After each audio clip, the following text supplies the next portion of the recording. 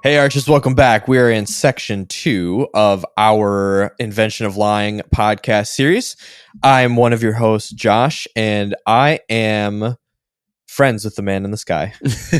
And I'm joined by... and my name is Femi, and I feel like there's something that's going to happen to you that may be good and may be bad. So just which is it? Like just sit on the edge of your seat. No, I have no idea what's going to go on in your life, but I'm hoping you're enjoying listening to us chat about this movie. For sure. So in this part of our episode, we are at the audience and rethink section. So when we talk about audience, we're not doing it from a sense of like who is and isn't allowed, but more who are groups of people we might think that this film, its topics, themes could be edifying to discuss. So Femi, from your perspective, from our usual groups, families with kids, friends, evangelistically, how do you see this film fitting in? Yeah, I think this is a really good movie for Christian families with teenagers, for teenagers to actually think through what a lie is and what does it mean to deceive, and what is the tool of a lie versus God's idea of being honest and being able to tell the truth. I think that's really, really important. It can confuse little kids though, and it's not a really good example, especially when it comes to candor. So one of the things that we see in the film is candor of, oh, you're too ugly for me, or, oh, this person's out of your league, which is honesty, but it's with like a lot of meanness. And sometimes kids have a really hard time balancing adults, everybody balancing honesty with kindness. And so having examples of that might be confusing for them of, well, I was just being honest. I was just telling mom that her breath stank. It's like, whoa. Like that's not how we do that. Or I was just telling like my sibling that they're dumb because of their most recent, quiz, test, or answer to a question. No, that's not how we do it. So it could be confusing there. So we want to teach candor probably as a second layer to this. With friends, I think it's fine. It just depends on how philosophical your friends are. Evangelistically, I think it does spark conversations about God and whether or not God is real and whether or not the historical documentations that speak to the existence of God and all of these other questions are reliable on ways that you can build your life and what that means for your life. So I think it'd be really helpful. But that's what I would say at a high level for the audience. How about you? Yeah, I think families with kids, probably being more specific to, there's enough like kind of sexual innuendo and some like certain jokes that I think like older kids, but I do think this would be a really interesting movie, especially because like I said at part 1 that I watched this back in high school. Like I think this is a great film to kind of start pressing on some of those areas they might think in their life are just black and white and really straightforward. And then, using this to kind of like challenge, okay, but like, what about this story in the Bible? Like we're going to talk about in a little bit. So yeah, from that. And I do think evangelistically too, because I think, even just getting into the whole idea of, truthfulness with kindness versus like honesty with a bite, and just kind of all the nuances that can go into how we speak to each other. If like we do want to live in a world that is founded on the truth, well, like how does that truth get delivered, and how do we have a relationship with that truth in a way that it doesn't turn it into a blunt instrument as it's, I feel like, used a lot in the film. So I was going to add one more thing. It's also generous to atheists as a movie evangelistically, because it says that just because you don't believe in God doesn't mean you don't want an honest experience in your life. As you were just mentioning about, you want to live in like a reality. You don't want to live in a delusion. Go back and listen to our Toy Story episode. Yeah. You don't want to live in a delusion. You want to live in the real world. And it also is generous saying they understand how stories help people and why stories of belief and lessons of belief help people. So yeah, that too. Sweet. So to that, we'll start jumping into our rethink section, and there's a little bit of a warm up. So something I feel very conflicted about is this idea of stories as lies. So the question I had was, are stories lies? And does that mean that imagination is really just kind of an internal lying game that we get to play as humans? I'd say if it's not true, it is a type of lie. You're telling me Star Wars is a lie? You're telling me you're telling me Spider-Man is a lie? Yeah. But I think that the big question there is this a lie that goes against God's law of like what he actually means when he's saying for us to not lie? And I think that gets into so going black and white. If you're imagining something, it's not real, then it's not real. It's not true. Mm. It's not something that is based in reality.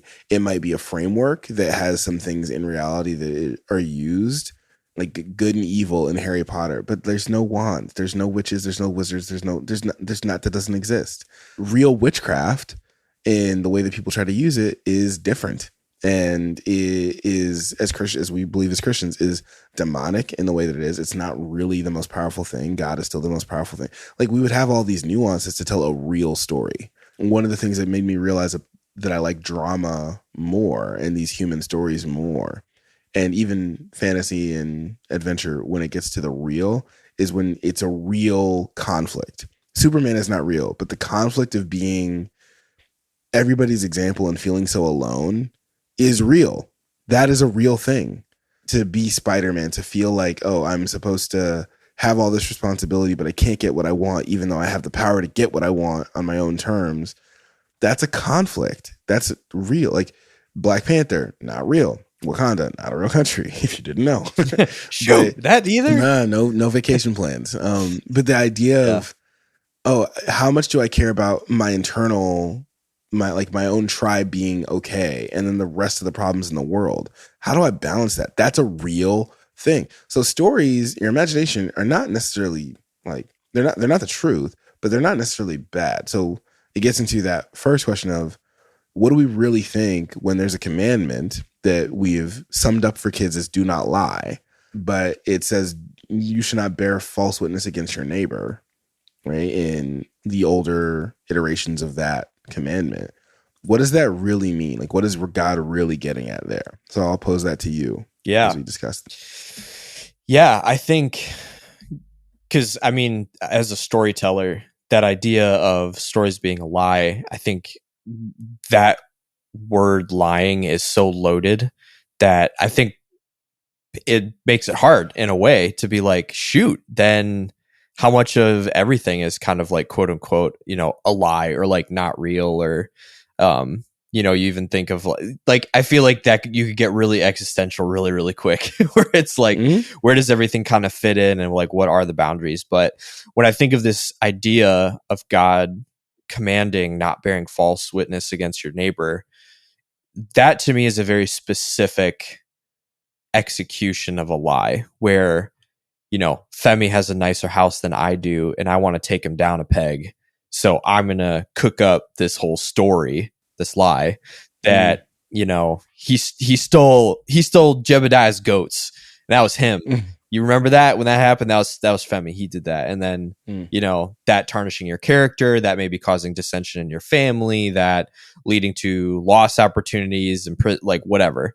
And so I think to me, that's an important distinction when we talk about lying, because that is a different kind of to part one. That is a selfish usage. And man, it's just, this is I'm really having a hard time, like, just to be honest, because I think there's so many times where we're like in this conversation about like idea and lying, I just feel like my brain is just running into this like, yeah, but like lying is always bad. And it's like, that's kind of like the narrative. I think that, the connotation that we have in Christianity of lying always being bad, but we are looking which we'll get into our theology section, but when we're looking to the Bible of where the way that God uses deception is very, very different, and how he blesses it and how he doesn't bless it. And so I think that for me, the first thing I thought about is with the bearing false witness, there's two people who are there. So one, I'm telling a third party about what a second party did if I'm the first party. Mm-hmm. So I'm telling like person 3 what you did, Josh, right? So I'm saying something about you to somebody else to implant an idea about you in their head. If I'm bearing false witness, if it's a real justice thing, like I say you stole, $5 from me, that person who's hearing you is hearing it. They are getting a false witness from me. So one, I am furthering a rift between you and me, right? And there's not a easy way to get back to justice between the two of us. Third, I'm creating a rift between you and somebody else because now they think of you as somebody who has stolen $5. Mm-hmm. And I think that God wants us to honor the image of God in each person. If I'm upset at you, I can tell somebody else I'm upset at you. And then they have freedom to work with me and to work with you without harboring any negative image in their head. If I tell that person a story, right, of, man, this thing happened and Josh made me feel this way, I'm not bearing false witness against you. I'm telling them a story. And now that story, right, which is a true thing, they can do something. Now, if I tell them a story that's like, well, imagine if a goat and a donkey were talking to a cow and this stuff happened. That's sort of how I feel. That story, I'm not really bearing false witness against you. I'm not really impacting justice between you. If I tell you a story about Spider-Man or tell you a story about Luke Skywalker or Captain Kirk, I'm not really damaging relationships between people. Mm-hmm. But I'm using them as an example to talk about relationships that really do exist. And I think that is something that is a nuance, the commandment, when we just say don't lie, then it does cause confusion for people along their path of maturation in the faith. Like Lord of the Rings didn't happen, right? Yeah. But Lord of the Rings has a lot of interconnections to help people better conceptualize things. The Chronicles of Narnia, I wish it could get to Narnia, that'd be cool. Can't get to Narnia. But it has these relationships of like Edmund Pevensey having to come to the fact that he betrayed his family and that someone sacrificed his life for him. And what does that mean? And then gets the title of being called Edmund the Just. All that weight. None of it really happened, but it should make you really think differently about how you interact with people and what you're doing that is selfish and that is not. And so I think that what it means to not bear false witness against your neighbor is don't say things that are untrue that interrupt the ability for God's justice between people to exist, for God's relationships and for mishpat, mm-hmm. To actually exist between people, to use one of the Jewish words for justice. And I think that is something has given me a lot more peace around what is a lie. If I tell my kids, if you run out in the street, you're definitely going to get hit by a car. That's a lie that could really sort of mess them up of, hey, there's a chance that if you run into the street, you might get hit by a car. And that would make me sad. And I would feel like you didn't listen. And now I'm not lying. I'm hopefully still warning them, but I'm not just going if you get out of the street, you're going to get hit by a car. That's messing up somebody's ability to relate to the drivers, to the world, etc. If I tell women, if you dress this way, something bad's going to happen to you, that's not really good for justice either. It's hey, a lot of people who dress this way communicate things that they don't mean to communicate to people who are also really, really sinful. So just be careful with what you wear because of what it communicates to your peers. And that's, again, more honest and allows for more justice. And that's something that is much more nuanced, I think, in how God wants us to treat each other mm-hmm. than just what he wants us to do or not do, yep. Which I think all the 10 Commandments are more about how you treat God and how you treat each other than just do this, don't do this. But it doesn't make for quick songs and quick Bible Sunday school lessons. Yeah, no, for sure. No, that's great. And I think, I don't know why that's such a hang up that I'm thinking through is, I feel like when we've talked about in church or growing up thinking about how we talked about the idea of deception or lies in church, I think it's interesting that we never talk about the stories where lying happens and there isn't some crazy moment where God comes down and punishes everybody and it was you all lied and you're getting mm-hmm. this, like you said, the midwives, Abraham when he's traveling with Sarah, you know, like he lies about some stuff twice. Even like Moses, you could talk about his story and his origins, you know, that there's a little bit of a lying act where it's like, oh, we don't have a kid, shoot, you know, like, so yeah, so it's complicated. And, you know, if like you've never wrestled with that complication, I think it could cause some like dysfunction and, you know, and how we show up. Yeah. And it's not to say like, oh, if you study it, you're going to get it like really, really easy, but to just remember that God is a God of relationship as you're thinking through this. Is me telling you a fake story about Spider-Man really messing up our relationship? No. Yeah. No. Is me telling you a story that I made up and letting you know that I made it up for your entertainment? Like, are all movies just bad lies? Like, no, they're entertainment. They're not for the purpose of deceiving you. Documentaries, you got to be careful. If you're going to give a documentary or if you're going to give an investigative report, you should be very careful. Just like if you're a preacher speaking about the gospel, it says that you need to be careful because you're going to be judged more harshly. And I think that that's where you do not bear false witness against your neighbor. Don't bear false witness against God. Don't say that somebody, like, I will never ever say Donald Trump or Joe Biden or Kamala Harris or JD Vance are evil people. They do things that I think, all of them have done things that I think are absolutely asinine. I don't like it. But I have to go with what God says of they are created in my image and you don't know them. And I'm like, yes, sir. Like, yes, sir. So what are you going to say about them? Nothing except what is absolutely true. I don't know. Yeah. I don't know. Because I don't want to bear false witness against them, you know? Definitely. So to this very confusing journey we are on this episode of the truth, telling lies and all that stuff.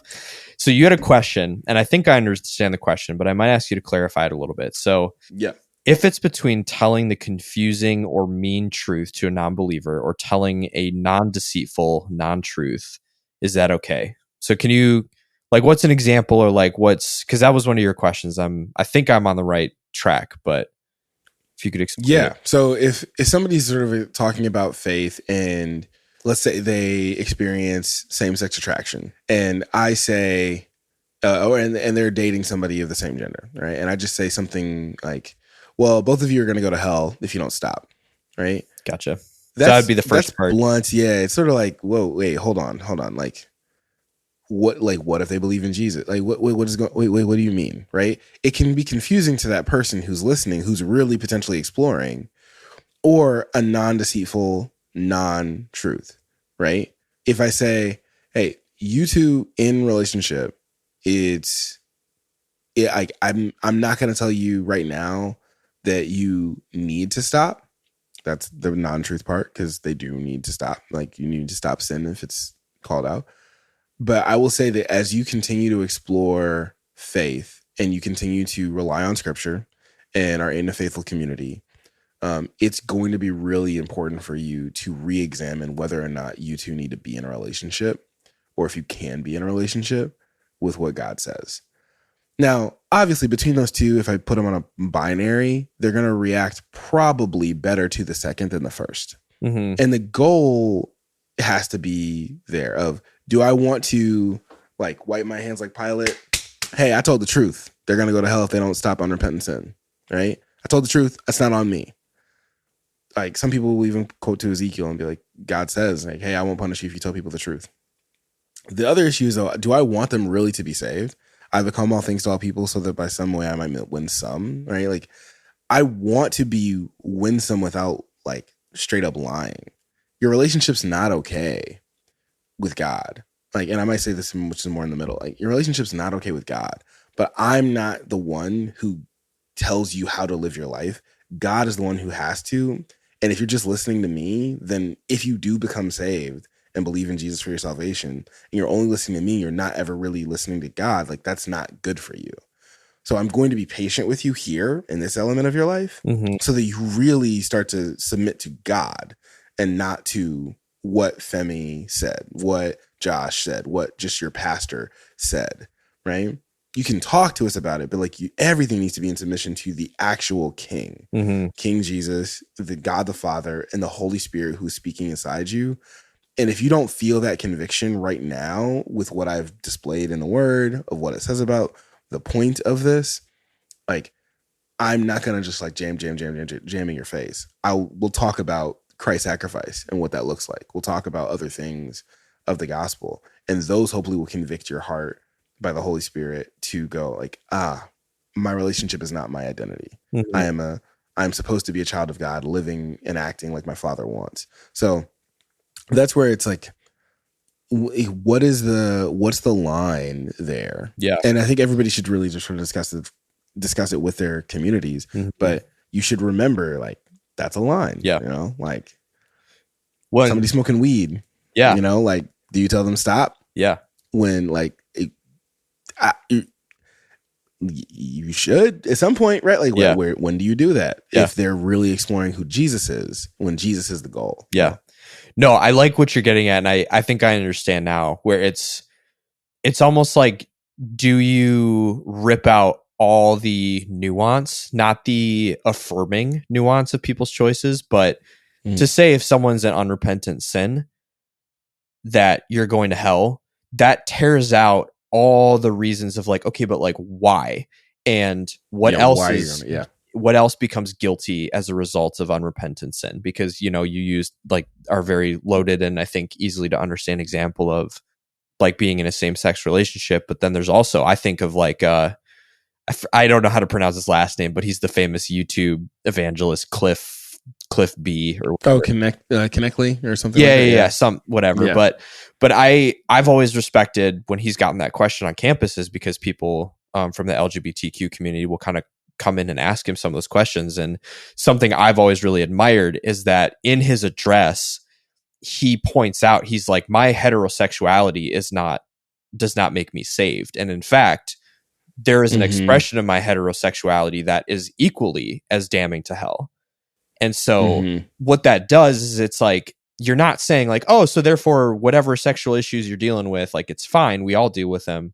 It's saying that it's like reframing and kind of positioning yourself that it's like there is a depth to the answer versus like, you know, if we just give these like really simple, and I think that's why I've always been wary of the more street in your face type evangelism, because I'm sure, you know, it works, but on another level, if people are only hearing a very distilled, very blunt reason for something versus like kind of an answer like you gave, which is almost a relational or friendship answer, which is like, hey, I mean, you can really do what you want.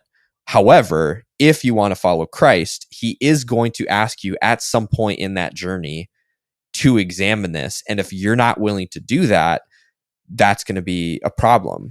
And like, not just for us in our like little church community, but also between you and your relationship with God. And so if you're not willing to put that on the table or potentially scrutinize that, like, that's fine, that's your choice, but like, that is going to be a part of it. And that's a better answer than just like, man, you're in sin and you're so wicked, like, just stop, what's wrong with you? Right. Like, right. So I like the suggestion or encouragement for people to kind of think of, and I don't think that's necessarily lying or deceitful. I think that's just, I think that's knowing, you know, like we are kind of building our platform on Acts 17 a little bit. And I've pointed out when I've taught this to students that it's very interesting that Paul in that passage isn't going around vandalizing all the idols of the gods. And he's not going around yelling at people and telling them that they're so stupid for believing that Zeus is the real God. Like, how could you ever think that? Like, there's a curiosity, but also a confidence within Paul's approach to things. Or if you look at other examples of different people who were going out in like the book of Acts, like, there's Jesus at the woman at the well. Yeah, totally. Where there's not these simple summarized blanket theological answers. And I feel like in our very fast, very abridged culture, especially, and we've kind of adopted that, I feel like, in Christian culture, you know, like if we get a question about like, drugs or homosexuality or drinking or whatever, that might not be a like, yeah, just don't do it. That's bad. Like that's not a good answer. Yeah. If it's easy for you to not do it, yeah, don't get into it. But like, yeah, to care for people because God cares for people's hearts has to be a priority in the way we respond. And it's not just, I care more about you, so I'm going to tell you the truth, and I don't care how you receive it. That's your own emotions and your own feelings. Like, okay, like there's a place for that. But what I see Christ do in Scripture is he is way more critical of people who think they know and much more blunt with them about the areas that they have blind spots than the people who are like just really, really struggling with like, what am I supposed to do? And again, his reputation among the religious leaders is like being a drunkard and a glutton and like hanging out with all these people who are sinning. That would not go over well in most churches if that was your reputation. But there's something about how Jesus did it that we probably can't do in the same way because we are not holy, but it should be a goal for us in how we approach people who are really struggling with the idea of, I want to know and be with and commune with God, but I have all these things that I like. And it's like, okay, well, then maybe you're not ready to give up everything to follow him. To be perfectly honest, it's still hard for me who follows him to want to give up everything to follow him because it's scary. It's not guaranteed in this life, but it is guaranteed in the next. And that's what it's offered. So if you want to talk more about it, we can talk more about it. If you don't talk, like that's just a different way than don't touch yourself, don't look at women the wrong way, don't dress bad for men, like come here every single Sunday, Wednesday, do your Bible study, know all the laws. Like it's just a very different approach to, do you really love God or do you just want what God can give you? Yeah. If you only want what God can give you, but you want to hold on to some stuff, that's not what our life is really asking. And what lying does is lying allows you to try to hold on to two things at once. You knowing the truth and other people believing a lie. That's another thing with storytelling where it's not in the same category as lying. Because it's not trying to believe a truth and you believe a lie. It's we're both using this thing that does not happen to think about like how we want to live in reality with each other. So yeah. All right, so I have one last question, and this segment might run a little long, which I think is okay. Yeah. Last episode, we talked in the Pale Blue Eye about this idea of the truth will set us free. And we talked about all the different truths that the different characters in the film had to potentially come to and how those truths could have kept them from certain decisions or led to different outcomes. I am thinking of this movie and kind of like what you were just saying, where if we in ourselves are lying to ourselves and have built up the skill of self-deception, what's like one act, either a spiritual discipline or a relational discipline, that you think would help someone who either isn't sure if they're dealing with self-deception or is wanting to kind of put themselves to the test and maybe have one of those like David before God, like search me and know, see my ways. Whoa. I want to say something really wise after a pause, but I think I'm just going to have to go a little off the cuff. One thing is realize and believe you are not a good person, but you're trying to be. And that's okay. Good. I like that. You are not a good person. You are not a good person. You are inherently a selfish person who wants good for you. You want to look the way you want to look, dress the way you want to dress, talk the way you want to talk, be received the way you want to be received, make the money you want to make, be as comfortable as you want to eat what you want to eat. That's who you are as a creature, right? Not as a created being, but like just as like a human creature. But you're trying to be a good person. You're trying to live into virtue. That virtue means there is a truth of what it means to be a good person, and you don't have all the answers to it. Even if you know a lot of answers to it, you don't have all the answers for everyone of all time. You know the principles. So that humility is step one. I think that's what I struggle with a lot is step one. Step two is realizing like my constraints and again, being humble to the fact that I can't do all of these things perfectly. And I would like to say step 3 is believe in Jesus. Yeah. Right, is you do have to get to a point where you believe in Jesus to make up for your shortcomings, where you can't do all the things. You just can't. The 4th is realizing there's a lot of things that you don't tell people because you don't want people to know the real you, but you deeply want to be known. You do not tell people all the embarrassing things of your life, and you don't like it when your mom or dad do around the holidays.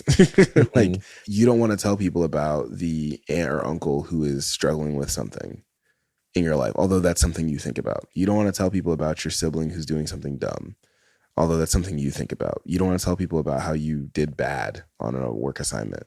I know for me personally, in my first job in Wisconsin, I cut my own hours by a certain amount of time. And this is even me still trying to make myself sound okay. But I just wasn't performing at a level that the company wanted. And they decided like, hey, like, we'll let you go. Just pick a date that you want to go. And so I did. I'm coming off of a time of being away after I was like, hey, I had to be honest with my boss and just sort of say like, hey, I'm not doing good right now. Not as a life thing, but just like, I'm not performing at the level that I want to be performing. And I feel that tangibly. That's hard. That's hard to just be like, I'm not as good as I want to be to other people. And if you are like me and you struggle with telling people you're not as good as you want to be, whether it be not having a 6-pack, not having a perfect diet, not sleeping well, watching too many, TikToks or scrolling too late.